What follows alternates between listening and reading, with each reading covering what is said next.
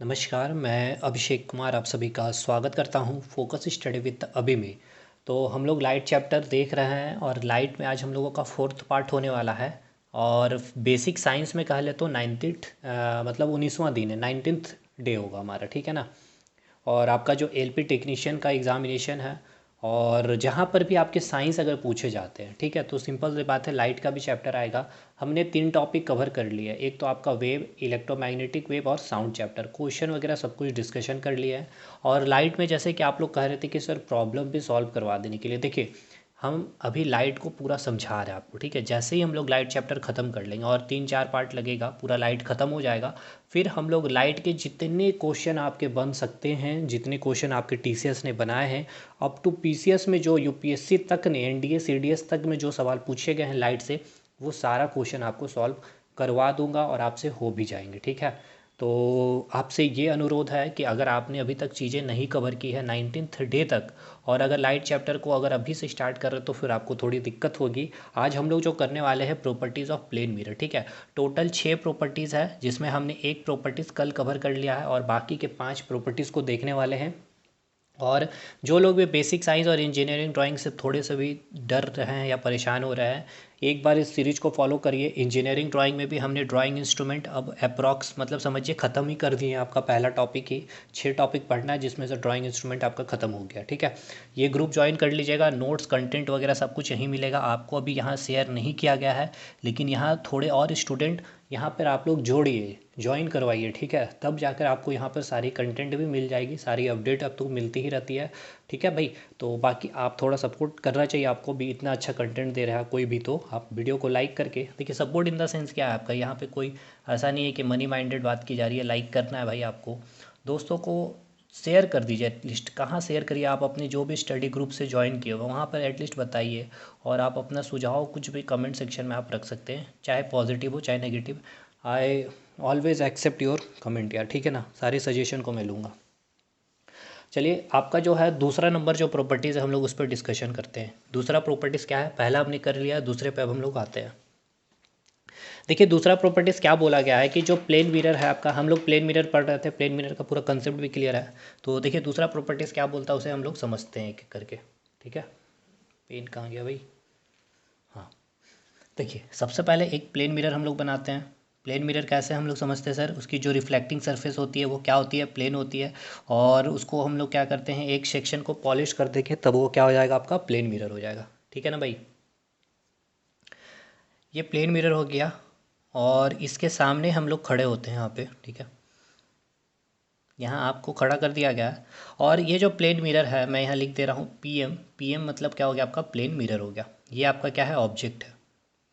ये क्या है, आपका ऑब्जेक्ट है। प्लेन मिरर से और ऑब्जेक्ट की जो डिस्टेंस है वो मैं आपको बता रहा हूँ। ये प्लेन मिरर से ऑब्जेक्ट की जो डिस्टेंस दी गई है आपको, वो दी गई है आपको, मान के चलते हैं एक्स मीटर है, ठीक है ना, एक्स मीटर है।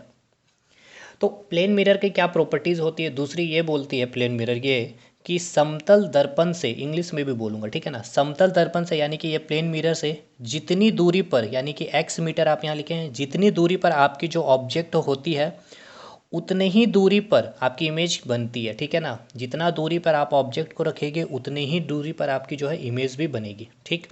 इंग्लिश में ये बोला गया है कि the distance between object and the plane mirror, ठीक है ना, the distance between object and the plane mirror is at the same distance, ठीक है ना, एट दैट सेम डिस्टेंस, जो डिस्टेंस पे आपने ऑब्जेक्ट और प्लेन मिरर को रखे हो, at that same distance the image is formed from the plane mirror.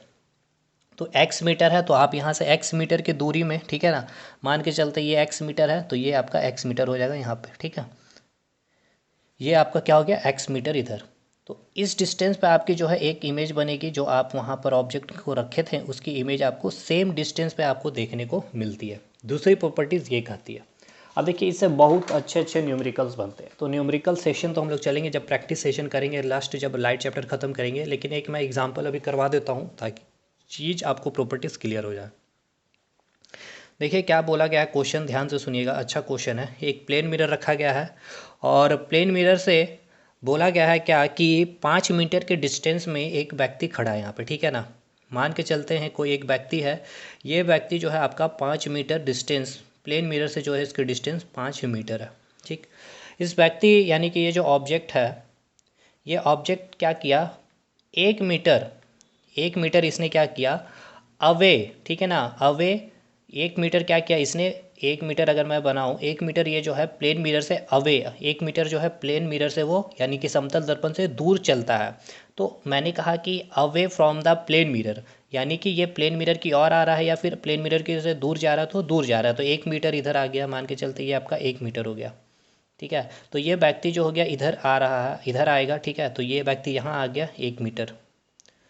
अब इसकी जो डिस्टेंस हो गई कितनी टोटल, अगर इसकी डिस्टेंस देखी जाए प्लेन मिरर से, तो इसकी डिस्टेंस जो बन रही है अब इसके, ये टोटल हो गई 6 मीटर। और क्वेश्चन आपसे ये पूछ रहा है कि ये जो व्यक्ति अब यहाँ जो आया है, ये ऑब्जेक्ट अब यहाँ पर आ गया है, इस व्यक्ति की या फिर इस ऑब्जेक्ट की जो डिस्टेंस, सॉरी, इस ऑब्जेक्ट की जो डिस्टेंस है अपनी इमेज से कितनी होगी।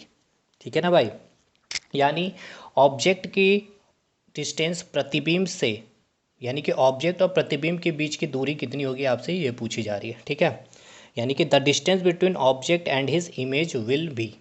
तो ये आपका कितने डिस्टेंस में खड़ा है ऑब्जेक्ट, अब 6 मीटर के डिस्टेंस में खड़ा है। क्वेश्चन समझ में आया, एक ऑब्जेक्ट था 5 मीटर की दूरी पर प्लेन मिरर से खड़ा था, अब इस ऑब्जेक्ट ने क्या किया, 1 मीटर मूव कर गया अवे दी प्लेन मिरर, यानी कि प्लेन मिरर से 1 मीटर वो दूर चला जाता है, तो अब इसकी डिस्टेंस टोटल कितनी हो गई, 6 मीटर। अब क्वेश्चन आपसे ये पूछ रहा है कि जो ऑब्जेक्ट है और जो इसकी जो इमेज बनेगी इस प्लेन मिरर की, प्लेन मिरर के कारण उन दोनों के बीच में, यानी इमेज और ऑब्जेक्ट के बीच की डिस्टेंस कितनी होगी। तो 6 मीटर में खड़ा है, तो 6 मीटर में आपका इमेज भी बनेगा, तो ये आपका 6 मीटर होता है यहाँ पे, तो यहाँ पर आपका 6 मीटर बना देते हैं इस तरह से, 6 मीटर के डिस्टेंस में आपकी इमेज बनेगी, ये आपका यहाँ पर बन गया एक इमेज। अब आपसे पूछा गया है कि ऑब्जेक्ट, ठीक है ना, अब आपसे पूछा गया ये जो ऑब्जेक्ट है और ये जो इमेज आपका बना है, इस इमेज और ऑब्जेक्ट के बीच की डिस्टेंस कितनी है, आपसे ये क्वेश्चन आपसे पूछा गया है। तो टोटल डिस्टेंस कितना है, 6 और 6 यानी कि 12 मीटर। ठीक है, इसके बहुत सारे क्वेश्चन अभी करवाऊंगा कि अब इस व्यक्ति को मैं 5 मीटर प्रति सेकंड से दौड़वाऊंगा भी, तो उस तरह से बहुत सारे सवाल बनते हैं, वो प्रैक्टिस सेशन में चलेगा। ठीक, तो ये दूसरा प्रॉपर्टीज़ कंप्लीट होता है। अब चलते हैं हम लोग तीसरे प्रॉपर्टीज़ पे। तीसरा प्रॉपर्टीज़ क्या बोलता है, ध्यान से सुनिएगा, इन सारे प्रॉपर्टीज़ से आपके क्वेश्चन बनते हैं। देखिए, क्वेश्चन ये बोला गया है कि एक तो इसको पहले समझने से पहले हम समझते हैं रिलेटिव वेलोसिटी को। ठीक है ना, रिलेटिव वेलोसिटी रिलेटिव वेलोसिटी क्या होता है, जब दो कोई भी ऑब्जेक्ट क्या होता है, मोशन में होता है। ठीक है ना, जब कोई भी दो ऑब्जेक्ट, जब दो ऑब्जेक्ट है, कि ये ऑब्जेक्ट है कि ये ऑब्जेक्ट, दोनों ऑब्जेक्ट क्या हो, एक गति से या फिर एक स्पीड से मोशन में होगा, या तो वो एक सेम डायरेक्शन में होगा या फिर हो सकता है ये दोनों एक अपोजिट डायरेक्शन में हो सकता है। इन दोनों की डायरेक्शन क्या है, सेम है, और यहाँ पर ये ऑब्जेक्ट इस साइड जा रही है राइट साइड, तो ये आ रही है आपकी इस साइड लेफ्ट साइड, तो दोनों की डायरेक्शन क्या हो गई, अपोजिट हो गई। तो इसकी जो स्पीड हो दोनों की जो निकालते हैं, इस स्पीड को हम क्या कहते हैं, रिलेटिव वेलोसिटी कहते हैं। अब जब भी दो ऑब्जेक्ट की वेलोसिटी की जो डायरेक्शन होगी अगर सेम डायरेक्शन में होगी, ठीक है, ये आपका क्या है, सेम डायरेक्शन में। ठीक है, ये कौन से डायरेक्शन में दोनों मूव कर रहा है, सेम डायरेक्शन में, और ये दोनों जो ऑब्जेक्ट मूव कर रही है, ये दोनों जो है आपके अपोजिट डायरेक्शन में बॉडी मूव कर रही है। तो जब बॉडी सेम डायरेक्शन में मूव करती है तो रिलेटिव स्पीड क्या हो जाती है, माइनस हो जाती है। ठीक है, माइनस हो जाती है, मतलब ये 10 मीटर प्रति सेकंड से चल रही है और ये 8 मीटर प्रति सेकंड से चल रही है, तो इन दोनों के जो रिलेटिव स्पीड आएगी 10 - 8 यानी कि 2 मीटर प्रति सेकंड। ठीक है, और जब बॉडी अपोजिट डायरेक्शन में मूव करती है तो इसमें रिलेटिव स्पीड क्या हो जाता है, आपका ऐड हो जाता है। यानी ये भी अगर 10 मीटर प्रति सेकंड से चल रहा है और ये आपका 8 मीटर प्रति सेकंड से चल रहा है, तो इसकी जो रिलेटिव स्पीड होगी वो क्या होगी, 18 मीटर प्रति सेकंड। अब देखिएगा, एक अब एग्जांपल देते हैं। ये आपकी एक ट्रेन है, ठीक है, और इस ट्रेन में आप बैठे हुए हैं और यहाँ पर इस ट्रेन चल रही है अपनी इस पटरी पे, और इधर भी कई सारी पटरी रखी हुई है। ठीक है, और इधर आपका एक यहाँ पे जो है आपका एक पेड़ बना हुआ। ठीक है, अब ये जो ट्रेन अभी रुकी हुई है, ठीक है, ट्रेन अभी रुकी हुई है, तो इसको जो वृक्ष भी दिखेगा क्या हुआ, अभी रुका हुआ मिलेगा। ठीक है, अब ये ट्रेन क्या करेगा, चलना स्टार्ट करता है इस तरह से। ठीक है, ये चल रहा है अपने 80 किलोमीटर पर आवर से, 80 किलोमीटर प्रति आवर से ये चलता हुआ, ये ट्रेन चलता हुआ मतलब स्पीड से चलता है 80 किलोमीटर पर आवर से। तो बैठा हुआ व्यक्ति को क्या फील होता है, 80 किलोमीटर पर आवर कब फील करता है, ध्यान से समझिएगा। जब ये व्यक्ति बाहर देखता है, और जब बाहर देखता है इस पेड़ को, इस ब्रिज को, तो वो जो देखता है कि अपनी जो 80 किलोमीटर पर आवर से ये जो ट्रेन चल रही है उस स्पीड को ये फील करता है, ठीक है ना, 80 किलोमीटर पर आवर की स्पीड को। ठीक है, इसमें जब बैठा व्यक्ति है 80 किलोमीटर पर आवर कब फील करता है कि जब इसको ये बाहर का जो ब्रिज ये देखता है तब इसको लगता है कि हाँ जो मेरी ट्रेन चल रही है 80 किलोमीटर पर आवर से चल रही है। ठीक है, क्योंकि कभी कभी आपको पता ही नहीं चलता है, यहाँ पर भी सेम एज इट इज़ यहाँ पर भी ट्रेन खड़ी है और आपकी ट्रेन चलने शुरू कर दी है, लेकिन आपको ऐसा लगता है कि ये ट्रेन चली है। लेकिन फिर आपको कब समझ में आता है कि आपकी ही ट्रेन चली है, जब आप बाहर में कोई एक स्टैटिक कोई चेयर को देख लेते हो, ट्रेन के पटरी को बोले, ट्रेन के पास जो ईंटा वगैरह गिरा हुआ रहता है उसको देखते हो, तो आपको फील होता है कि हाँ ये मेरी ट्रेन चल रही है। तो जब आप इस पेड़ यहाँ पर जो था उस पेड़ के सापेक्ष जब आप देखते हो तो आपको फील होता है 80 किलोमीटर पर आवर से आपकी ट्रेन चल रही है। अब इधर से भी एक ट्रेन आ रही है जिसकी स्पीड 30 किलोमीटर पर आवर से आ रही है, ठीक है ना भाई, 30 किलोमीटर पर आवर की स्पीड से आ रही है। तो जब ये दोनों एक दूसरे को क्रॉस करेगी, ठीक है ना, जब दोनों एक दूसरे को क्रॉस कर रही होगी तो इस पे जो बैठा व्यक्ति होगा, ठीक है, और इस पे भी जो बैठा व्यक्ति होगा, जब दोनों एक दूसरे को क्रॉस करेगी तो इस व्यक्ति को कैसा फील होगा। देखिए दोनों का डायरेक्शन कैसा अपोजिट है, दोनों का डायरेक्शन क्या है, अपोजिट है, तो यहाँ पर क्या निकलेगा, रिलेटिव स्पीड।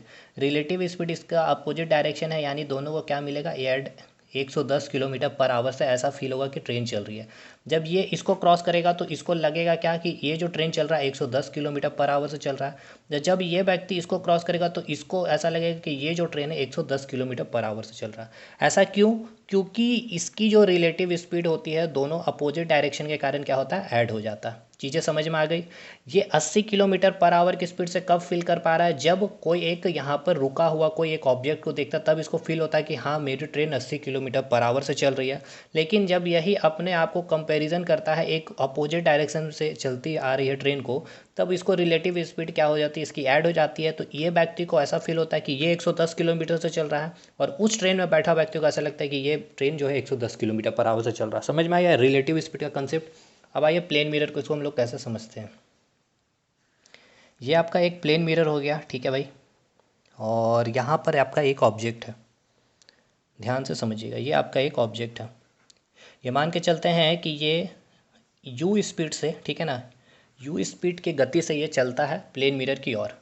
तो इसका इमेज किधर बनेगा, पहले ये बताइए। इसका इमेज भी आपका पहले तो ये समझ गया कि ये भी इमेज जो बनेगा इधर है।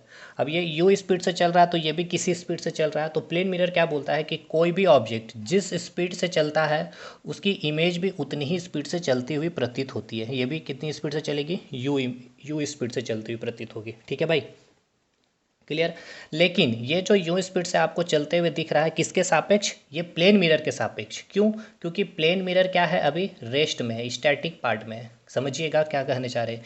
ये व्यक्ति चल रहा था यू स्पीड से, तो इसका जो इमेज है वो भी यू स्पीड से चलता हुआ दिखेगा, कब, इस प्लेन मिरर के सापेक्ष। लेकिन अगर आपसे क्वेश्चन में पूछ ले कि जो व्यक्ति, जो ये ऑब्जेक्ट है, ठीक है ना, इस ऑब्जेक्ट के सापेक्ष में, ठीक है ना, इस ऑब्जेक्ट के सापेक्ष में या फिर इस ऑब्जेक्ट के विथ रिस्पेक्ट में इस इमेज की स्पीड क्या होगी, तो ये आपकी आ रही है यू स्पीड से, ये भी आ रही है आपकी यू स्पीड से। दोनों की डायरेक्शन क्या है, अपोजिट डायरेक्शन है, तो यू प्लस यू, यहाँ पर जो आपका हुआ रिलेटिव स्पीड अपोजिट डायरेक्शन में ऐड, तो जो इमेज आती हुई दिखेगी कैसे दिखेगी, 2u से आती हुई दिखेगी। कब, जब आपसे पूछेगा ऑब्जेक्ट के सापेक्ष में, या फिर आपको इंग्लिश में कहेगा with respect to object. Question कैसे पूछेगा कि द स्पीड ऑफ, ठीक है, या फिर the relative speed of image with respect to mirror क्या होगी, तो आप क्या कहोगे, विथ रिस्पेक्ट टू मिरर तो यू होगी। The speed of image with respect to object अगर आपसे पूछ ले तो आप क्या कहोगे, 2u। कैसे हुआ, ये यू स्पीड से आ रहा था, ये भी यू स्पीड से आ रहा था, दोनों की डायरेक्शन अपोजिट है तो ऐड हो गई, ऐड होने पे क्या हो जाती है, स्पीड इंक्रीज हो जाएगी, u प्लस यू 2u। अब यहाँ ये मान लेते ये आदमी जो है 5 मीटर प्रति सेकंड से चल रहा था और आपसे पूछ ले क्वेश्चन में कि जो प्रतिबिंब की जो चाल है दर्पण के सापेक्ष कितना होगा, यानी कि the speed of image with respect to mirror क्या होगा, तो ये भी क्या होगा आपका 5 मीटर प्रति सेकेंड।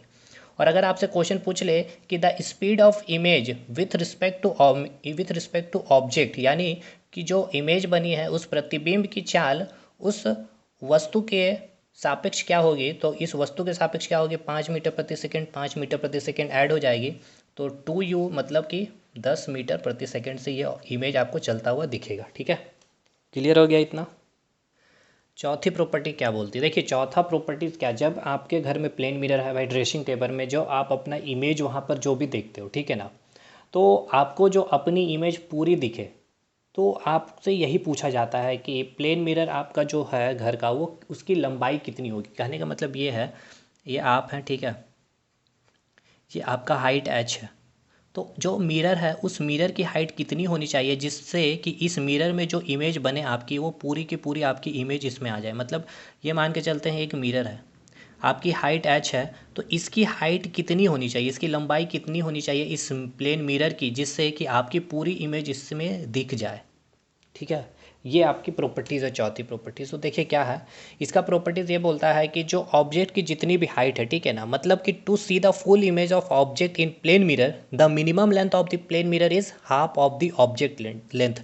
कहने का मतलब है कि कोई भी ऑब्जेक्ट, हिंदी में सुनिएगा, कोई भी वस्तु जिसकी पूर्ण प्रतिबिंब अगर हमें देखनी हो, तो समतल दर्पण जो होगी आपकी, ये जो समतल दर्पण है, इसकी जो लंबाई होगी, ये जो वस्तु की जो हाइट है या फिर इस वस्तु की जो लंबाई है, इसकी ये क्या होनी चाहिए, आधी होनी चाहिए। ठीक है, क्लियर। अब आपको कई बार ये भी समझ में नहीं आ रहा होगा कि सर ऐसा भी होता है कि हम जब घरों में जो आपके मिरर लगे हुए, आपकी पूरी इमेज नहीं देख पाते, फिर आपको थोड़ा सा अपना एक डिस्टेंस सेट करना पड़ता है। तो देखिए इसके पीछे भी एक लॉजिक होता है। जो भी मिरर को जो आप वॉल पे लगाते हो ना, उसका भी एक कंडीशन होता है लगाने का। जो आपके हार्डवेयर मिस्त्री वगैरह आते हैं, तो वो देखिएगा अपने सर और आँख के बीच में जा कर के उस मिरर को उस दीवार में एक लाइन खींचेगा, वहाँ से लगाता है। ठीक है, लेकिन आप उसको मना कर देते, नहीं थोड़ा और नीचे करिए, थोड़ा ऊपर कर दीजिए, तो जिस कारण क्या होता है ना, आपका फुल इमेज नहीं दिख पाता, फिर आपको थोड़ा सा पीछे जाना पड़ता है या फिर आगे आना पड़ता है फुल इमेज देखने के लिए। तो ये कंडीशन है। देखिए आपकी जितनी लंबाई होती है, ठीक है, और आपकी आँख से और आपके सर के बीच की जो लंबाई, उसकी आधे से आपको दीवार में एक लाइन खींचना पड़ता है, और आपकी आँख से जितनी लंबाई है उसका आधा, अगर ये 100 है तो यानी 50, तो यहाँ से आपका 50 सेंटीमीटर खींच के इतना आपका लंबाई का आपका मिरर होना चाहिए। तो ये आपको जानना नहीं है भाई, आपको ये क्वेश्चन पूछेगा एग्ज़ाम में कि जितनी आपकी हाइट होती है, ठीक है, उसकी आधे लंबाई की, यानी कि आपकी जितनी ऑब्जेक्ट है उसकी लंबाई का आधा आपका क्या होना चाहिए, प्लेन मिरर होना चाहिए। क्लियर हो गया। अब आइए पांचवा प्रॉपर्टीज़ में, पहला आपका ये क्लियर हुआ कि नहीं, एच हाइट का ऑब्जेक्ट है, अगर इसे पूछेगा क्वेश्चन में कि आपको 5 मीटर लंबी कोई एक ऑब्जेक्ट है, ठीक है, अगर इसे फुल इमेज अपनी देखनी है, तो जो प्लेन मिरर होगी इसकी लंबाई कितनी होगी, तो आप क्या कहेंगे 2.5, क्योंकि h/2 होता है। ठीक है, बस इस तरह से सवाल बनता है। पांचवी प्रॉपर्टीज़ क्या बोल रहा है कि जो प्लेन मिरर है ये आपका, ठीक है ना, प्लेन मिरर में आपको ये बोल रहा गया है क्वेश्चन में, ये मान लेते हैं एक आपका ऑब्जेक्ट है जिसकी हाइट क्या है, एच है, ठीक है, एच हाइट है, इसकी डिस्टेंस क्या है, मान के चलते हैं एक्स मीटर है, तो भाई यही एक्स मीटर में क्या बनेगा, आपका इमेज भी बनेगा, ये एक्स मीटर में आपका इमेज भी बनेगा। ठीक है, ये आपका क्या बन गया, इमेज भी बन गया। तो आपको यहाँ पर ये बोला गया है कि in plane mirror the height of image, यानी कि ये जो इमेज आपका बना है, इसकी जो इमेज होगी ऑब्जेक्ट की हाइट के क्या होती है, बराबर बनती है। ठीक है ना, आप जितने हाइट के होते हैं आपकी प्लेन मिरर में भी आपकी उतनी ही हाइट दिखती है। क्या आपसे लंबा आपका मिरर में इमेज बनता है, नहीं, आपका जितना हाइट होता है उतना ही हाइट का आपका इमेज भी प्लेन मिरर में बनता है। क्लियर हो गया। कहने का मतलब ये है कि द हाइट ऑफ इमेज, ठीक है ना, the height of image is always equal to height of object in plane mirror. Clear. अंतिम प्रॉपर्टीज़ काफ़ी इंपॉर्टेंट प्रॉपर्टीज़ है, छठा नंबर का भी ये भी। यहाँ पे क्या किया जा रहा है ना, प्लेन मिरर को रोटेट किया जा रहा है। इसको ध्यान से समझिएगा, काफ़ी इंपॉर्टेंट है, और इसको नहीं समझ पाइएगा तो फिर दिक्कत हो जाएगा, दर्द भी होगा आपको। देखिए कैसे, ये आपका प्लेन मिरर हो गया, इसको समझिएगा, हम इसको आपको पूरा समझाएंगे अच्छे से। ठीक है, ये आपका प्लेन मिरर है, ये एंगल रोटेशन पे आपका सवाल बनता है। ये आपका क्या हो गया, एक नॉर्मल हो गया। ठीक है, ये नॉर्मल हो गया, मैंने एन लिख दिया। ये आपका क्या है, प्लेन मिरर हो गया। ठीक है, प्लेन मिरर को हम नाम दे रहे हैं ए, और ये हो गया बी। ठीक है, ए बी आपका क्या हो गया, प्लेन मिरर हो गया। ठीक, हमने एक लाइट इंसिडेंट किया। ठीक है, इस प्रकार से हमने क्या किया, लाइट इंसिडेंट किया। ये हो गया आपका आई आर, इंसिडेंट रे हो गया। ठीक है, हमने अब क्या किया, ये आई आर हो गया, यानी कि ये कितना एंगल बना रहा होगा, आई एंगल बना रहा होगा। सिंपल सी बात है। आपसे क्या क्वेश्चन पूछेगा, सुनिएगा, तो ये आई एंगल बना रहा है, तो ये आई, जितना आई एंगल बनाए उतना ही एंगल पे क्या होगा, ये रिफ्लेक्ट भी करेगा। तो ये कौन सा रे हो गया, रिफ्लेक्टेड रे हो गया, आर आर। तो ये एंगल कितना हो जाएगा, आर, और आर बराबर क्या होता है, आई होता है कि नहीं, आप इसको आई भी लिख सकते हैं। ठीक है ना, क्योंकि एंगल ऑफ रिफ्लेक्शन हमने पढ़ा, angle i equals to r. तो आप आर को क्या लिख सकते हैं, एंगल आई नहीं लिख सकते, या फिर एंगल आई को क्या लिख सकते हैं, आर नहीं लिख सकते, बिल्कुल लिख सकते। तो वही मैंने लिखा आर इक्वल्स टू आई, या आर लिखे या आई लिखे, कुछ भी आप लिख सकते हैं। अब क्या किया गया, बोला गया कि ये जो प्लेन मिरर है इसको थीटा एंगल रोटेट कर दिया गया ऊपर। अब हम यहाँ बोल रहे हैं ऊपर किया गया, एग्जाम में हो सकता है नीचे करवा दे, ठीक है। तो हम मान के चलते हैं ये आपको क्या किया गया, थीटा एंगल आपको ऊपर कर दिया गया इस प्रकार से। ये आपका प्लेन मिरर क्या किया गया, थीटा एंगल मूव कर दिया गया ऊपर। ये हो गया बी डैश, ये हो गया आपका ए डैश, ठीक है ना। ये प्लेन मिरर को थीटा एंगल क्या किया गया, इस प्रकार से थीटा एंगल मूव कर दिया गया। तो इस थीटा एंगल से मूव किए हैं तो इस पे क्या होगा, एक नॉर्मल होगा। ये नॉर्मल क्या होगा, जस्ट इसके परपेंडिकुलर होगा भाई। तो परपेंडिकुलर इसका एक नॉर्मल बनाइए ये भी। तो इसका जो यहाँ से इसका एक परपेंडिकुलर हमने नॉर्मल बनाया एंड डैश, ठीक है ना। आफ्टर रोटेशन डैश जो बता रहा आफ्टर रोटेशन प्लेन मिरर का, तो ये भी कितना रोटेट कर जाएगा, ये जो ओरिजिनल नॉर्मल थी ये जो नॉर्मल रोटेट करेगा ये भी थीटा से रोटेट करेगा, ठीक है। आपसे क्वेश्चन पूछेगा कि प्लेन मिरर को अगर थीटा से अगर हम मूव कर देते हैं, रोटेट कर देते हैं, तो आपका नॉर्मल कितना एंगल से रोटेट कर जाएगा, तो आप कहेंगे थीटा एंगल से रोटेट कर जाएगा। क्लियर। लेकिन यहाँ पर आपसे क्वेश्चन क्या पूछता है कि जो प्लेन मिरर को आप जब थीटा एंगल से क्या करते हैं, रोटेट करते हैं, लेकिन इंसिडेंट रे को आपने फिक्स रखा है। अब देखिएगा फिक्स का मतलब क्या है, मैंने यहाँ टॉर्च लिया, ठीक है। आपने अभी फर्स्ट केस में जब बता रहा है आपको, यहाँ से हमने लाइट इंसिडेंट किया, यहाँ से लाइट रिफ्लेक्ट हुआ, कब, जब ये प्लेन मिरर ए बी था। अब हमने क्या किया, इस प्लेन मिरर को इस तरह से थीटा एंगल रोटेट कर दिया, ऊपर कर दिया, ठीक है। ये प्लेन मिरर था, हमने ऐसे मतलब ये मान के चलिए ये आपका प्लेन मिरर था। इस प्लेन मिरर को अब हमने इस प्रकार से थीटा एंगल रोटेट कर दिया, ठीक है। थीटा एंगल हमने रोटेट तो कर दिया, लेकिन ये जो हमने टॉर्च मारा यहाँ से, ये हमने रोटेट नहीं किया, ना ही मूव किया, ये हमने फिक्स रखा, इसलिए मैंने रखा फिक्स। ये कंडीशन याद रखिएगा हमेशा की, हमने इंसिडेंट रे फिक्स रखा है। तब अब क्या होगा, तो एक तो नॉर्मल हमने खींच दिया इसका, क्योंकि इसके परपेंडिकुलर एक नॉर्मल बनेगा। तो भाई ये अब देखिए, ये जो लाइन यहाँ अपनी यानी कि जो इंसिडेंट लाइट हुई है, ठीक है, ये नॉर्मल के साथ क्या बनाएगा, एक इंसिडेंट एंगल बनाएगा। कहिए बनाएगा कि नहीं बनाएगा। तो ये आपका क्या हो जाएगा, ये आपका क्या हो जाएगा, इंसिडेंट एंगल होगा। ये देखिए ये आपका इंसिडेंट होगा नया वाला, तो ये क्या होगा आपका, ये आई और ये थीटा, तो यानी इंसिडेंट आई प्लस थीटा हो गया। इंसिडेंट एंगल कितना हुआ, आई प्लस थीटा हुआ कि नहीं हुआ, ये बताइए। ठीक है।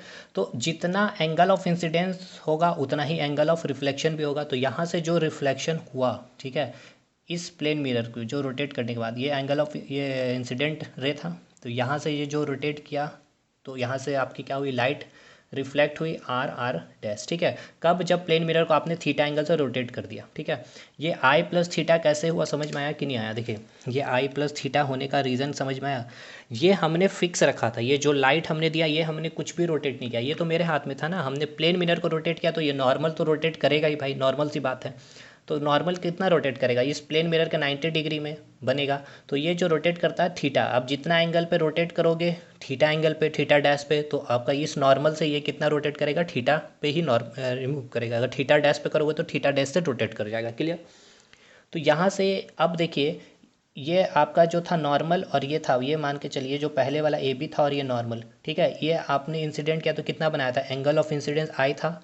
अब ये एंड डैश हो गया और ये आपने फिक्स रखा, तो ये अब इस एंड डैश के साथ कितना एंगल बना रहा है, ये देखिए इस एंड डैश के साथ कितना एंगल बना रहा है, ये आई है और ये कितना था आपका थीटा था, तो आई प्लस थीटा बना रहा। तो आई प्लस थीटा पे अब आपका एंगल रिफ्लेक्ट भी होगा, यानी कि ये आपका जो एंगल अब बना है ये कितना बन गया आपका,